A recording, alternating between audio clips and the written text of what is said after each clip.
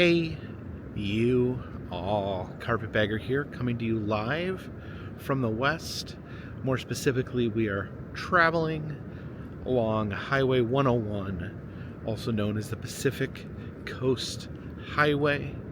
And we are continuing our journey on the Pacific Coast Highway road trip.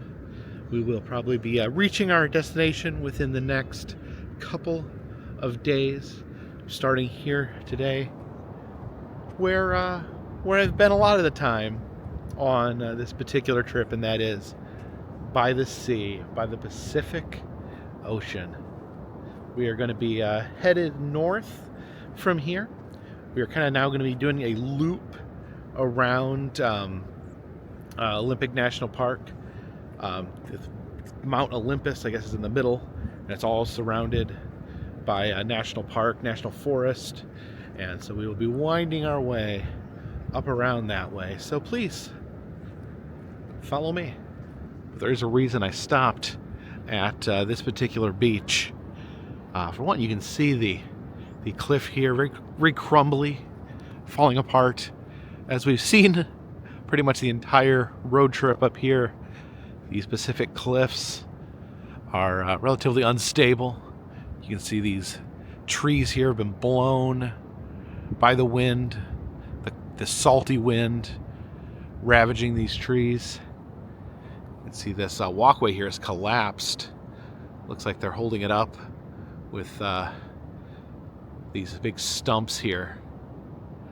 But there's something over here, a famous landmark from this area that I wanted to see. And here it is, known as the Tree of Life.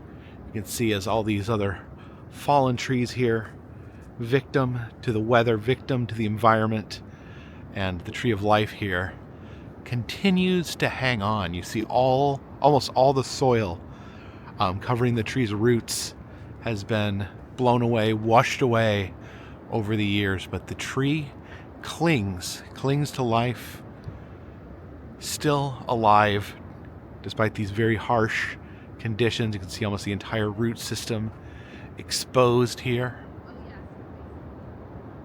Definitely says something about the struggle to stay alive. And I think looks like we can actually climb into the root system here of the Tree of Life.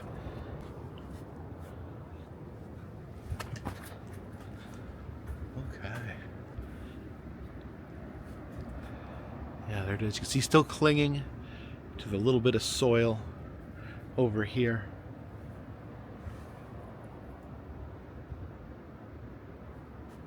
And it looks like people have left stones to, looks like to a lot of maybe their loved ones here at the Tree of Life. And let's hope that Tree of Life here continues holding on for dear life, because there may come a day when there's simply no soil left.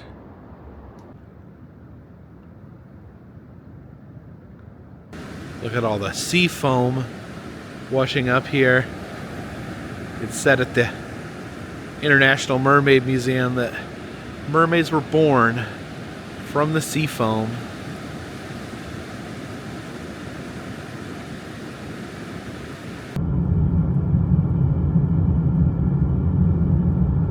We have stopped here in Forks, Washington, and if that sounds familiar, this is where the Twilight books and movies take place. The little town of Forks. I think they use it because it rains a lot and the vampires have a lot of cloud cover, so they don't have to worry about getting burned by the sun. Although in that movie, I don't know if they get burned. I think they're just their sparkles show. But yeah, it was based on this town. It's actually very sunny today, surprisingly enough. You know, I never was that into Twilight. No, I do remember the big early 2000s vampire boom, where vampires were everywhere, vampires were popular. I was really I'm almost embarrassed to say it, but I was really into True Blood. That was kind of my my vampire show. I have a feeling going back and watching True Blood, it may not hold up, but maybe, I don't know, maybe it's worth checking out anyways.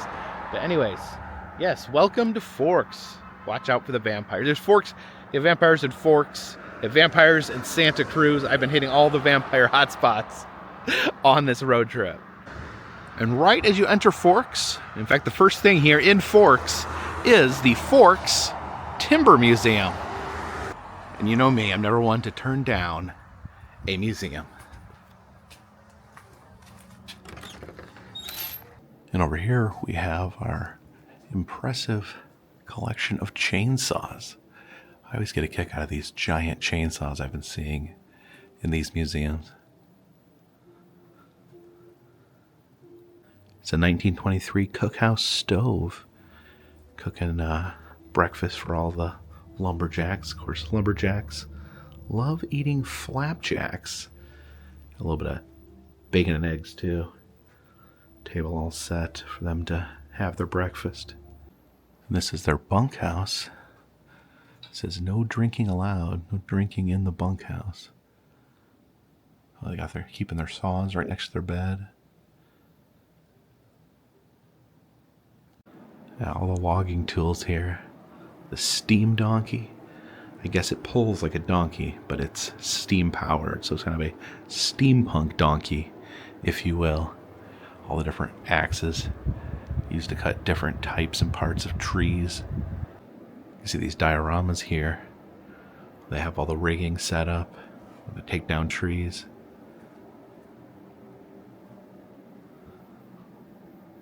Here's the different types of wood that they'd be cutting down here in Forks.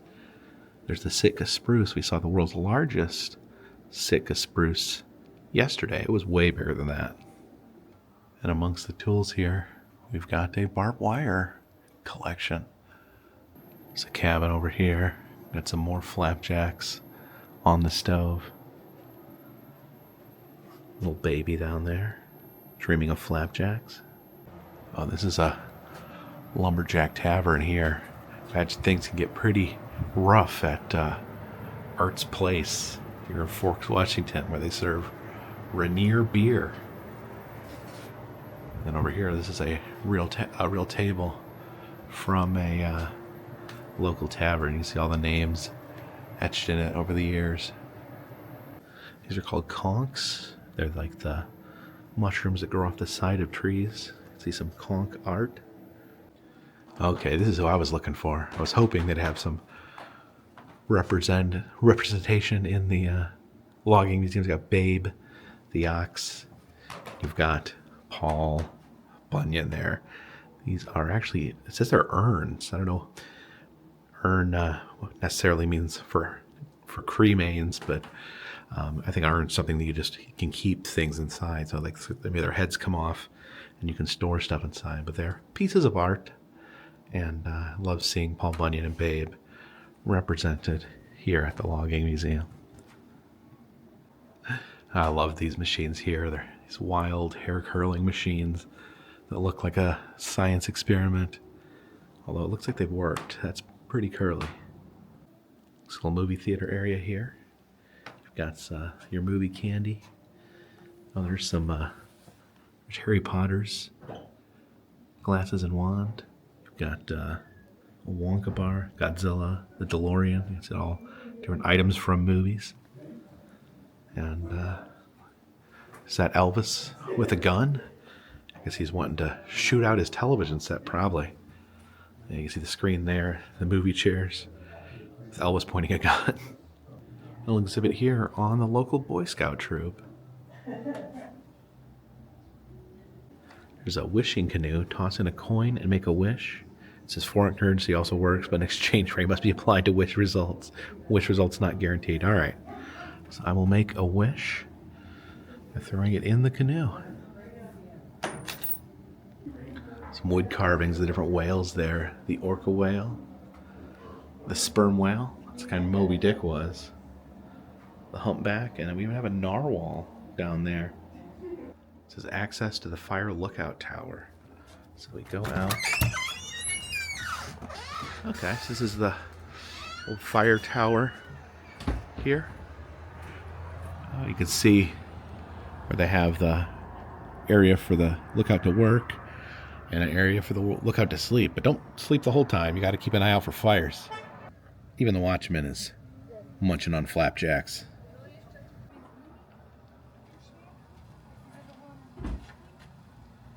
And parked out here right next to the Timber Museum, this is Bella's truck. Bella from Twilight. Now it says this truck here is the truck that she drove in the movies.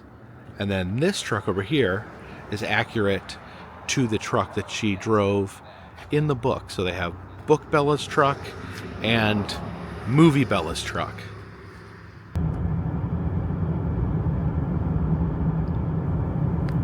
So Forks, Washington, a small logging community, but ever since the movies have come out, it's had a flock of tourism, fans of the movie, venturing out here to see it for themselves. And over here at the Rainforest Arts Center, they actually have an exhibit, Forever Twilight in Forks, where they have costumes and props from all 5 movies. You can see people gathering up here for the tour. Okay, and I am waiting in line here for my tour of the Twilight Collection. All right, they're taking us in. So we get 15 minutes to enjoy the collection. Okay, here we are. We're just gonna make a straight line right here across Oh, the straight front line. to our collection. The collection does start here with Bella's first day of school and her iconic bowling shirt. It does go chronological throughout the collection, so it's kind of like you get to watch the movies as you go. All right, here we go. This is a chronological order of all these outfits. Every single one of these used in the film. The motorcycle. They said that any mannequin that's silver is either a werewolf or a vampire. So yeah, if it's white, that's a human in the collection. Oh, look at that, the bloody, this is the nightmare wedding dress. I guess this came from a bad dream. And these are the bad vampires, the Voltari. But this is what I was most interested in seeing. This is the Renesmee animatronic. I heard about this before I even knew it was in a museum. This was Edward and Bella's daughter, so half vampire, half human. They created this animatronic here, animatronic puppet, so that they could use her as the baby in the scene. Apparently, they said that it was just too creepy, and if you look, you can find footage online of them trying to use this, and they said it was too unsettling, too creepy, so they went for CGI instead. In addition, there apparently was talk of her fingers moving without being puppeteered on set of the movie. So some believe that she may be haunted. Yeah, she may be. This may be creepier than Robert or Annabelle. Yeah, apparently the cast nicknamed the animatronic Chuck Esme, as in like Chucky, the haunted doll. She does bear a little bit of resemblance.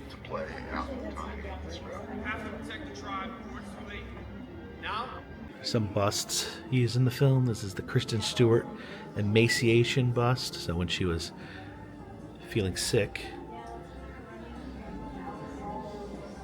So Robert Pattinson's swim trunks, so they wore them on the honeymoon. There's Edward Cullen's rain stick and dried flowers from the wedding orange when they got married. Yeah, this werewolf here was used as a stand-in for Jacob, the main werewolf. So if they were using him in a scene, they'd have this put as reference, so they would know how big the wolf is. So the actors would act to the wolf here, and then later it would be filled in with a big CGI wolf. Yeah, you can see the wolves there. Yeah, I think this is the most iconic outfit here, set of outfits. I know that I've seen wax figures of Edward and Bella dressed very similarly to this. In the back there, the sea swan, that's Bella's father, who was a police officer. Oh, there's the Forks Spartans high school sign. There's other signs over here. I guess this is an actual City of Forks sign. It used to be out on the highway. It says benches used in Edward and Bella's wedding. So this is the snow battle costume. So he was fighting in the snow. So the trousers here have snow painted onto them. There's Renesmee's costume and backpack. I think she like grew really fast. Like she was a baby and then she grew into a young child. Yeah, but this is absolutely a massive collection here, especially of costumes. There's so many costumes. Oh, there's the Twilight quilt over there. All these different books here.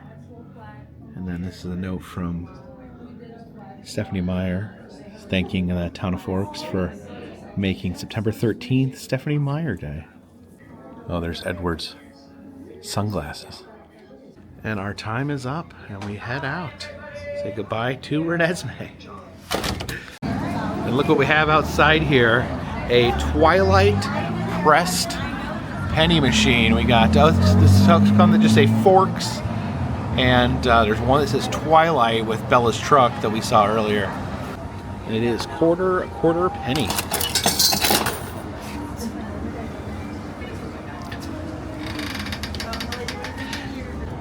And some shiny Forks pennies to add to the collection.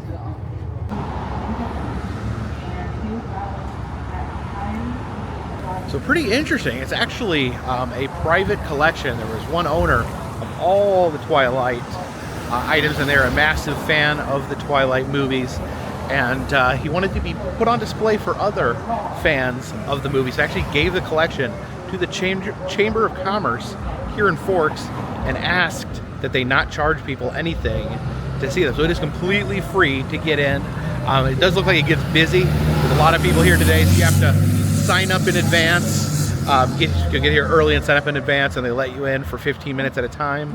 Other than that, they do have the option to leave a donation. But other than that, it is completely free. So it's very heartwarming to see the town has become famous because of the books and movies, and really embrace it and make that part of the whole tourist experience here in Forks.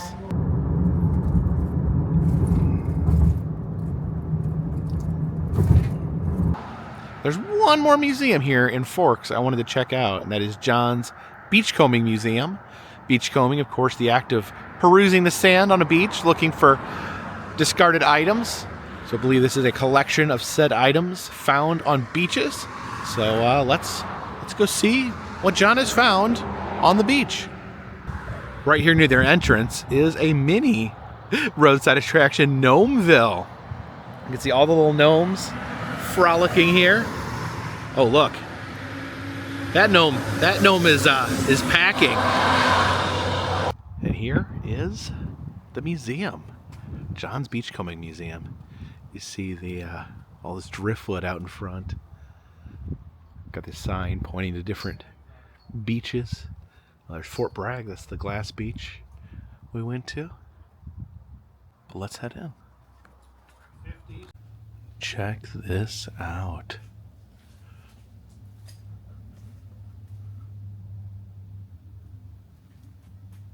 Yeah, you can just look up into the ceiling here.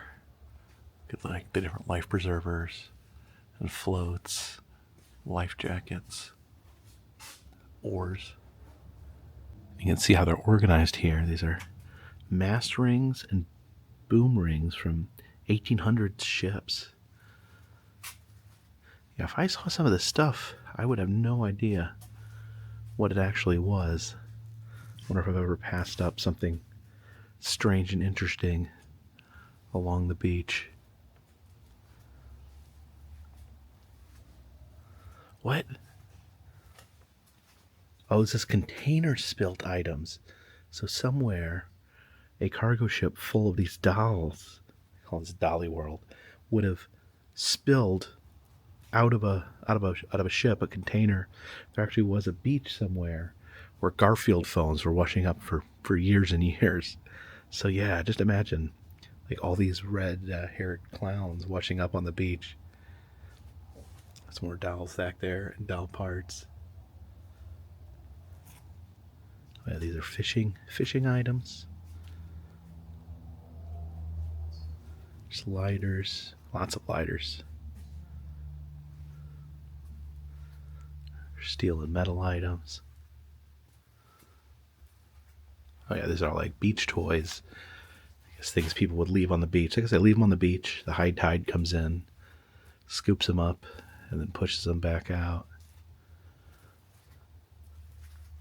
This is all wood and coconuts. And these on the back, these are all bottles of sake rice wine. And apparently the reason there's so many of them is that it's a superstition in Japan to leave one sip left in the bottle and to throw it overboard. Yeah, it's crazy how many items make their way over here from Asia. Just got all these different bottles and products here. Yeah, it looks like a lot of Japanese items.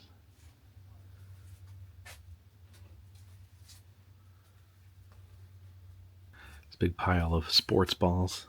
Looks like people have been knocking golf balls into the ocean, playing basketball with the ocean, bowling near the ocean. Oh, these cans here, these aren't even opened. And it's like had a Rolling Rock beer that's been sailing out at sea. The helmets. Oh, lots and lots of shoes. Oh, look at these. Oh, these are another container spill. So, a bunch of the same shoes washing up in the same place. They're fishing rods. Oh, look at all these toothbrushes. And these items over here are all from the Japanese tsunami in 2011. These heads apparently are used as scarecrows in Japan. This big fluffy bear washed all the way over from Japan. That is wild. And just look at this bundle, like fishing lines, different items, all wound together.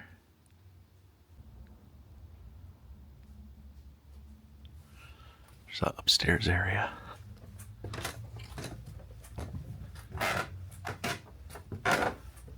Look at these. These are whale bones, whale vertebrae.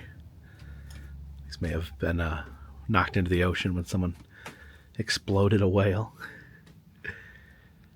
Oh yeah, whale bones.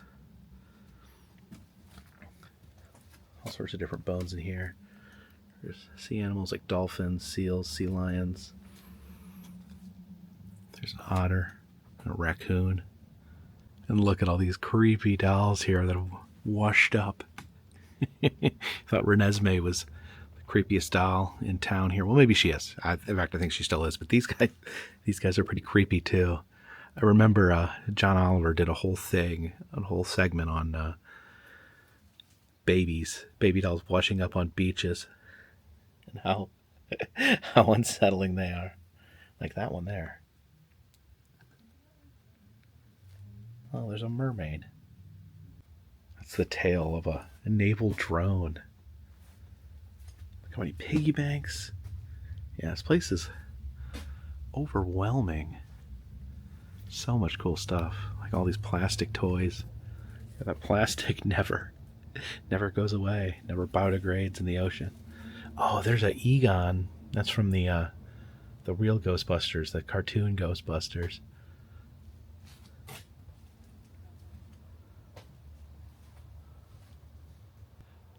The cameras. I wonder if they've ever tried to develop any of the film on any of these cameras. I mean, that's waterproof. I don't know if it's that waterproof, though. All these koozies. Oh yeah, just noticed the whale rib bones on the ceiling here. Oh, what are these? These are decoy ducks.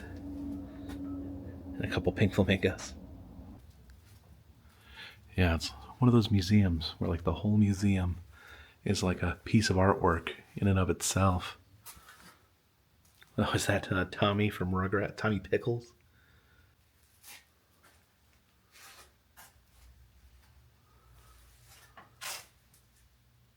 Oh, there's one more of those doll heads. Who's that? Oh, looks like this otter here had a much harder time at sea than a normal flesh and blood otter. This is a confetti made of plastic debris from Hawaii.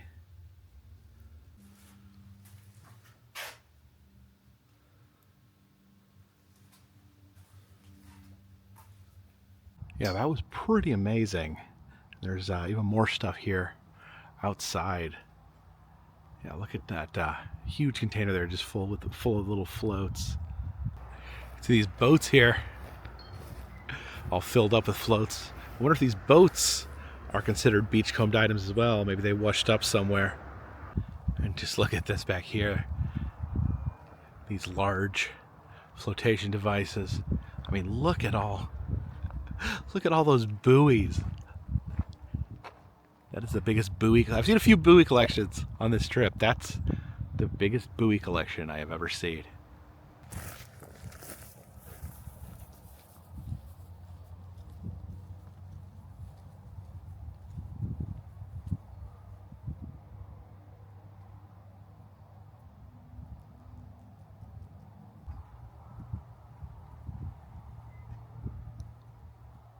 So we've seen some amazing museums here in Forks. We have the Timber Museum, the Twilight Collection, and John's Beachcombing Museum, an amazing collection of found items.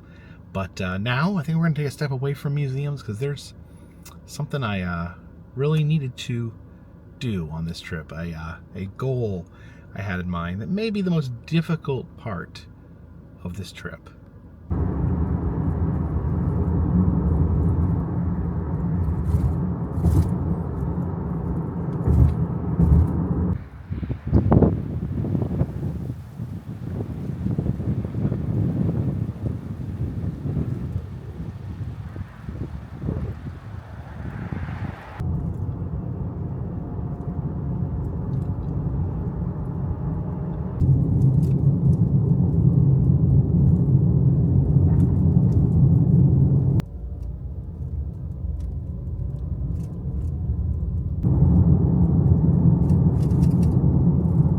So we have traveled about an hour and a half outside of Forks. We are at the Olympia National Forest, and I'm here to complete a cycle I started earlier this year.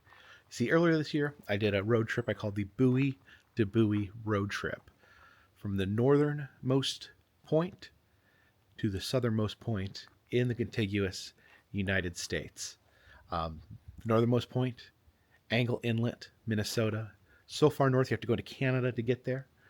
And while driving down south, I actually stopped at the easternmost point in West Quoddy Head, Maine. And then from there, drove down to the southernmost point in Key West, Florida. That leaves out one. That leaves out the westernmost point in the contiguous United States. Now, we are on the opposite coast now, and it is time. It's time to visit the fourth extremity, the westernmost point in the contiguous United States. This one is not as easy to get to as those other three. The buoys, you can park right next to them. The lighthouse, there's a lighthouse at West Quoddy Head. You can park there, get out. Here, it's going to be a 3-mile walk to the point and then a 3-mile walk back. So we're going to be taking a trail here. That may not be a big deal for a lot of people. A 6-mile hike scares me a little bit, honestly. I don't know if I've ever been on a 6-mile hike before. So I let Jen know that I was here. I texted her before I lost signal, and I'll text her when I get back. But I'm gonna head out. I'm gonna walk out to the beach and find the westernmost point So let's do this. Let's complete our mission.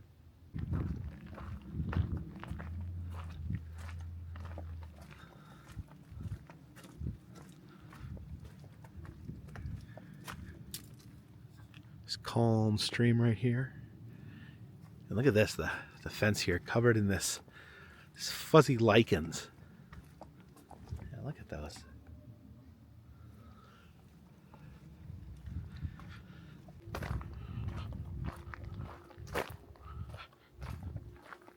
The good thing is it seems like a pretty easy hike.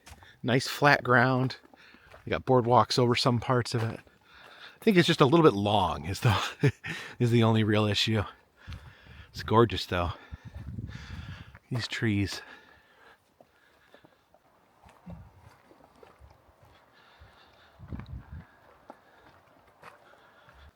And here's where the path forks.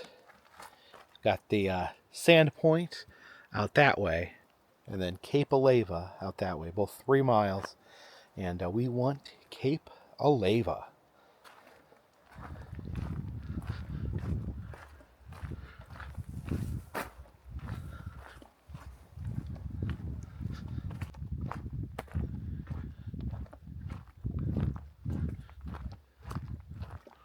One thing I'm going to miss about the Pacific Coast is these giant tree roots. Oh, look, stairs.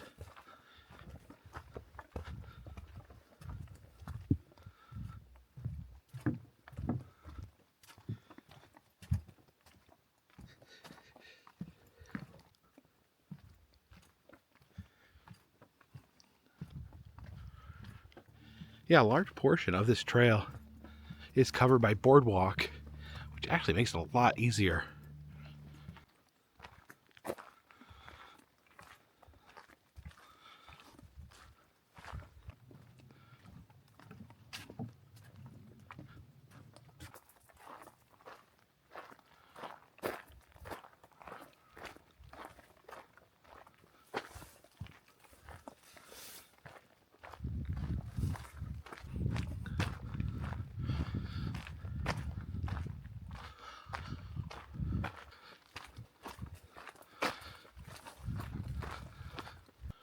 Could be crazy, but I thought I just heard a sea lion barking.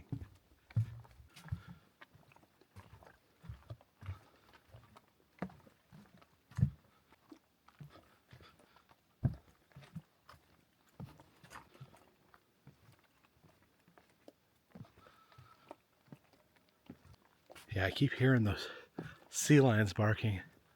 Their sweet siren call calling me to the ocean. Oh my gosh. I think I see that light at the end of the tunnel.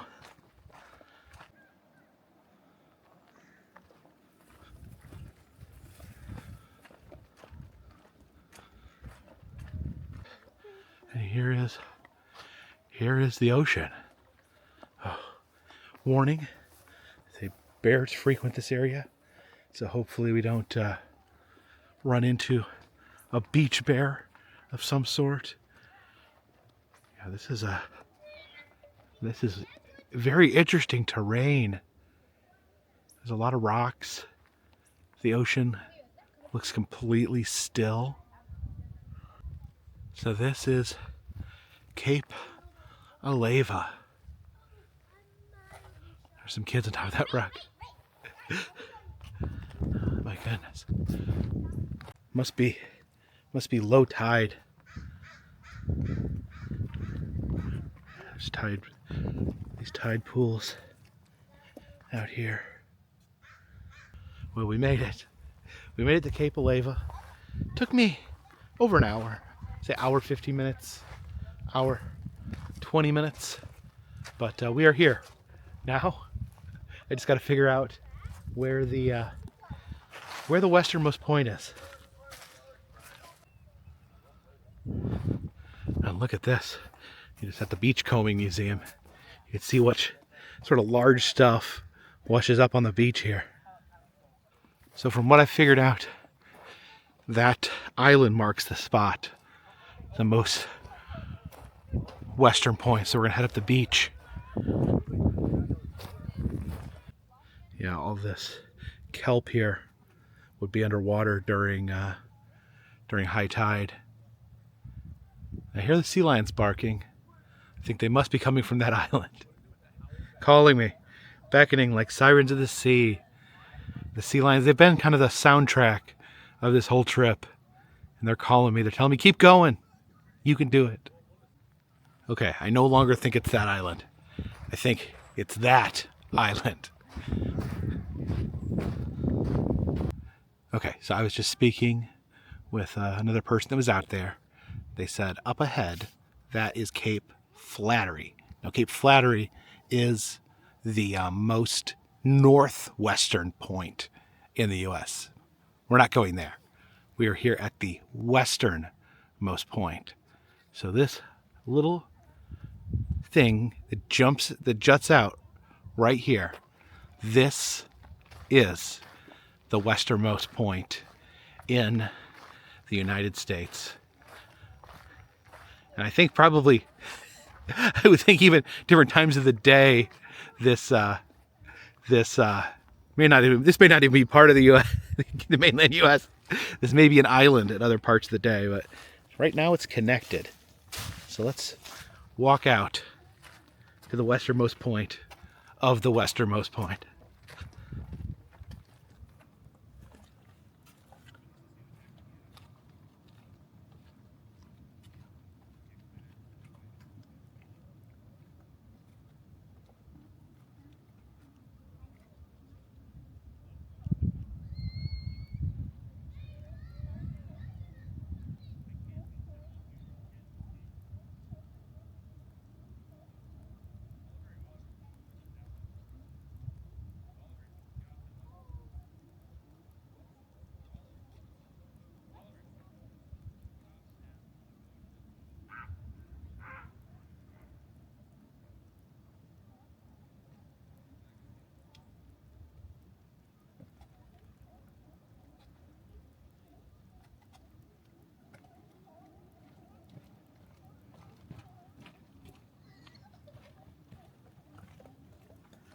Because yes, right now, in this moment in time, where I stand, the carpetbagger, Jacob Kretschy, is the most westernly man in the contiguous United States. Wow, that's 4. So yeah, I guess that was the twist of this whole trip. I did the other 3 points, and I got this other road trip planned, the Pacific Coast Highway. But really, it was all ruse. I just wanted to reach all 4 points of the U.S., of mainland U.S., contiguous U.S. in 1 year, and I have accomplished that by standing on this rock. Really, hiking maybe an hour and a half to get here. It's gonna be an hour and a half back, but yeah. It feels really good right now, sitting on this jagged, pointy rock. And I can hear the song of my people, the sea lions, calling in the distance. You know, seen so many sea lions. There's a time in my life where I'd never seen a sea lion. I was an adult, then I'd never seen a sea lion, maybe at the zoo, but not in the wild. And I've seen them almost every day. And I can hear them calling in the distance. In a way, I think they're congratulating me for making my way all the way out here to Point Leva. The lady also said you can kind of see Canada from here. You can kind of see like Vancouver back there, way back there, but you can see it. Wow.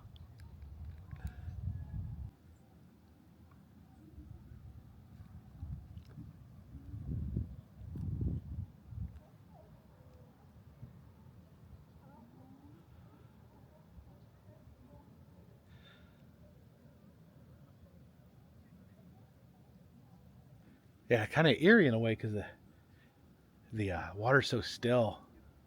because I guess it's low tide. The water's way back, so this is almost like a giant tide pool right here. And supposedly the lady I was talking to, I got some of this information from.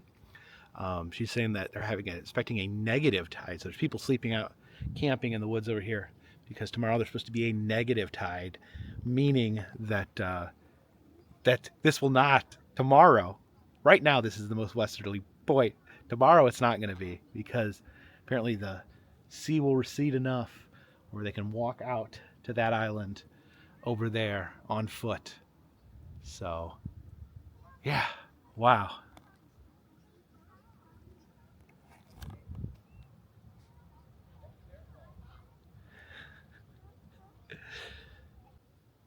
Yeah, this is the absolute edge of the mainland. Actually, if you think about it geographically, we're kind of at the core. I got Cape Flattery over there. That's like the corner, like the top left-hand corner of the U.S. Okay, I probably need to. I could stay here all night. I could watch the sunset. I could watch the stars come up, but I probably need to get back through the woods while it's still light outside, light enough to make my way back at least. So tomorrow, the plan for tomorrow, if everything goes according to plan, tomorrow we will finish, will be the final day of the Pacific Coast Highway road trip. We will reach the end of 101 in Olympia, Washington, and we will go from there. But this is beautiful. I can't understate how beautiful this is. But what did we learn today? What did we learn today? We learned about the bustling vampire industry in Forks, Washington, along with the bustling timber industry. Timber, most places that I visited the last few days, it's been timber and fishing. Here, it's timber and vampires. And we also learned all about beachcombing, something I had never given a lot of thought to, but apparently you stay out here on the shore long enough, you'll find all sorts of weird stuff. And in the end, we reached the goal, my secret goal of coming to the westernmost point, the edge of the mainland USA, here in Cape Aleva. By the way, they could at least put a sign or something. Like, I had to talk to people to try to figure out where to stand. Where's the buoy? There's a buoy at the northernmost point, a buoy at the southernmost point. There's a lighthouse, at least, at the easternmost point. Here, I guess there's this rock. Hashtag put a buoy at Cape Aleva. But thank you guys so much for coming along with me today, coming along with me these past 20-something days that we've been on this Pacific Coast Highway road trip, and I hope that you will join me tomorrow as we attempt to put this trip in the bag. Now, special thank you to everyone out there, especially those of you that watch every day. If you're new here, you know what we do is we travel around the country. We film roadside attractions, amusement parks, museums, haunted houses, other fun random stuff. We do themed road trips. Sometimes we take a highway from one end to the end. That's what we are currently doing with the Pacific Coast Highway. And we have a lot of fun here. If you'd like to help out, consider contributing to Patreon. $3 or more gets you a postcard once a month from me to you. We also have a souvenir shop if you'd like to get a souvenir over on Etsy. Also doing personalized messages on Cameo. If you'd like to receive a message from me to you, to a friend or a family member, you can do that on Cameo. And all those links are in the description below my face. And all those things, they help to keep this train on the track, this boat on the westward sea, and this dirigible in the air. Until next time, my friends, this one's in the bag.